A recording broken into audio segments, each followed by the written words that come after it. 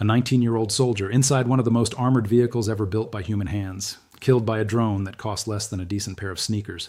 Let that land for a second, because what is happening right now in the hills of southern Lebanon is not just a war between Israel and Hezbollah. It is a warning. A warning that every military on earth is watching with cold sweat, because if it can happen to Israel with all its billions, all its technology, all its decades of battlefield genius, it can happen to anyone. And the weapon doing it is not some classified piece of secret technology smuggled out of a superpower's black budget. It is a drone, a small, fast, camera-guided drone, assembled from components that you could order online right now today before this video is over. And no one, not Israel, not NATO, not the Pentagon, has fully figured out how to stop it. Stay with me, because by the time this video ends, you are going to understand warfare in a way that most generals wish their governments already did. Let us start from the beginning, because to understand the shock of what is happening right now, you need to understand what Israel built, and why the world thought it was untouchable. After the Yom Kippur War in 1973, Israel was rattled to its core. Egyptian and Syrian forces had used Soviet anti-tank missiles to tear through Israeli armored columns in ways that nobody had predicted. Tanks that were supposed to dominate the battlefield were burning. Crews were dying. The trauma was national. And Israel made a decision that would shape its military identity for the next half-century. It would build the greatest tank the world had ever seen, not just the most powerful, the most survivable. They called it the Merkava, chariot in Hebrew, and they meant it as a declaration. The engine was moved to the front of the vehicle, which was unheard of at the time. The logic was brutal and elegant. If a missile comes at you head-on, it hits the engine first. The engine becomes the shield. The crew lives. Over 4 generations of development, the Merkava became something extraordinary. The Mark IV, the version currently rolling through southern Lebanon, weighs over 65 tons. It carries classified composite armor that the IDF refuses to fully describe even to its allies, and most impressively, it carries the Trophy Active Protection System, a radar-guided defense that can detect incoming rockets and missiles and physically shoot them out of the sky in a fraction of a second before they reach the vehicle. A tank that defends itself. A tank that thinks. It costs approximately $4 million per unit, and Hezbollah is destroying them with drones that cost a few $100s each. This is not propaganda. This is documented, filmed, and analyzed by independent military experts around the world. Here's what the timeline actually looks like, because the speed of this campaign is one of the most terrifying things about it. On March 25, 2026, 3 weeks into Israel's renewed ground operations in Lebanon, Hezbollah released a video. A small drone moving fast, camera locked onto the rear of a Merkava Mark IV.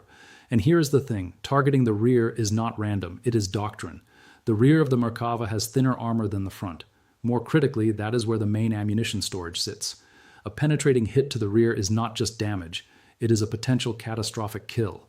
The drone strikes, the video cuts. That same day, Israeli military reports confirmed casualties from the 7th Brigade, an armored unit known to operate the Merkava Mark IV. 1 soldier killed. The next day, a single day, 24 hours, Hezbollah announced strikes on 21 Israeli Merkava tanks. 21. In the entire Second Lebanon War of 2006, Israel lost around 50 tanks over 34 days of intense combat. Hezbollah was now claiming to exceed that pace by a factor that military historians will be studying for decades. But the raw numbers are not even the most frightening part. The most frightening part is how Hezbollah was doing it. Because it was not just drones, it was a specific kind of drone that Israel's entire electronic defense architecture was completely blind to. Conventional drones are guided by radio signals. Your operator holds a controller, the drone receives commands wirelessly. Israel's military vehicles are bristling with electronic warfare systems specifically designed to jam those frequencies. Jam the signal, the drone loses guidance, it crashes. For years, electronic jamming was Israel's reliable answer to drone threats. It worked, until it didn't, because Hezbollah had fiber-optic guided drones. Instead of radio signals, these drones trail a spool of ultra-thin glass cable behind them as they fly. Commands travel through light, not radio waves. And you cannot jam light moving through fiber. You cannot disrupt it with radar. You cannot confuse it with electronic noise. The physics simply do not allow it.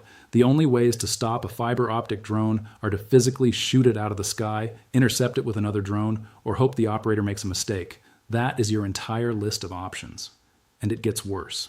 Israel initially assessed that Hezbollah's fiber-optic systems could operate over a range of just a few kilometers.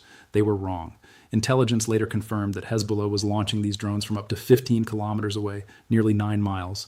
An Israeli tank column operating well behind what the crew believed was the safe zone, kilometers from the front lines, feeling the relative comfort of distance and armor, could be stalked by a Hezbollah operator sitting in a fortified underground position, Watching a crystal clear video feed through a fiber-optic cable, guiding a drone at high speed directly onto the top hatch. No warning, no electronic alert, no trophy intercept, nothing. And on April 11th, 2026, the Israeli Defense Ministry did something that stunned the global defense community. They issued a public call for solutions, an open invitation to anyone, defense contractors, university researchers, startups, individual engineers, to submit proposals for countering fiber-optic drone threats. Think about what that means. The country that built the Iron Dome, the country that invented the trophy system, the country that operates some of the most sophisticated military surveillance drones in the world, put out a help-wanted advertisement because it had not solved this problem. And here is the detail that makes it even harder to process. Fiber-optic FPV drones first appeared on the Ukrainian battlefield in spring 2024. That is 2 full years before Israel's public cry for help. 2 years during which this technology was being analyzed at defense conferences, discussed in military journals, demonstrated in combat footage that anyone with an internet connection could watch. 2 years during which Hezbollah, with Iranian backing and direct access to the Russian military technology pipeline, was quietly acquiring fiber-optic cable, building airframes, training operators. And Israel was not ready. Now here is the question that nobody in any official capacity wants to answer directly, but that the evidence forces us to ask. Why? How does one of the world's most capable intelligence and defense establishments spend 2 years watching a technology mature in Ukraine and not field a counter before it arrives on its own doorstep? The answer is uncomfortable, and it is the same answer that has humbled every great military power at some point in history. Doctrine, Israel's armored doctrine, its electronic warfare suites, its trophy system, all of it was optimized for the threats of the last 20 years. Fast missiles, radio-guided rockets, threats that came from predictable directions at predictable speeds. The FPV drone is slow by missile standards. It is tiny. It attacks from the top. It is guided by physics that jamming cannot touch. It fit none of the parameters that Israeli defense architecture was built around. It fell through every gap simultaneously. And now, on April 26, 2026, a Sunday morning, during a ceasefire that was technically still in effect, a group of Israeli soldiers were doing maintenance on their tank in the town of Teba, open air, focused on the mechanical work in front of them. A fiber-optic drone appeared. It slammed into the soldiers. Sergeant Aiden Fuchs, 19 years old, was killed. 6 others wounded. An IDF helicopter arrived to evacuate the casualties. And then Hezbollah struck again. 2 more drones incoming. 1 intercepted. The second exploded meters from the soldiers and the waiting helicopter. Strike once. Wait for the response. Strike the responders. It is a doctrine that Ukrainian soldiers have known for 2 years. The ambush is not the first drone. The ambush is the second, because the first drone is bait. It creates a cluster of medics, of rescuers, of helicopters, of urgency, of exposed human beings rushing toward a fallen comrade, and that cluster is the real target. Sergeant Aiden Fuchs was 19 years old. He served inside one of the most technologically protected vehicles in military history, fielded by one of the most sophisticated armies on Earth. And a drone that cost a few $100s, assembled from commercially available components, guided by glass fiber that no electronic system can touch, killed him. That gap, that brutal, widening, economically catastrophic gap between what offense costs and what defense costs, is the central story of this war. Hezbollah's FPV drones cost between $200 and a few $1,000s each. The Merkava they destroy costs $4 million.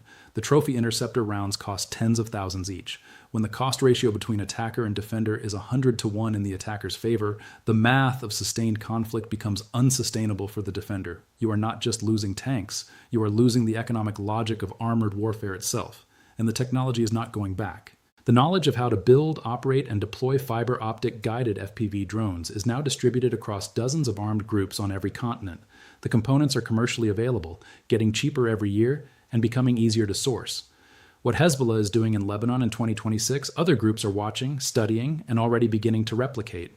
This is not a regional anomaly. This is a preview. The era in which a heavily armored vehicle could move across open terrain with something close to confidence is not over, but it has fundamentally changed. Every meter of open sky above an armored column must now be treated as a potential kill zone. The psychological weight of that shift on crews, on commanders, on the entire doctrine of ground power projection cannot be overstated. Electronic warfare alone is no longer a sufficient answer.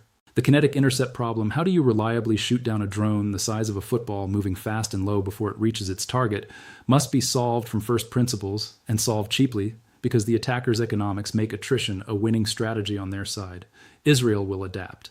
Its defense industry is among the most innovative on the planet, and the engineers and tacticians of the IDF are already working around the clock because they have no choice. Trophy will be upgraded. New counter-drone systems will be fielded. Doctrine will change. History guarantees that much.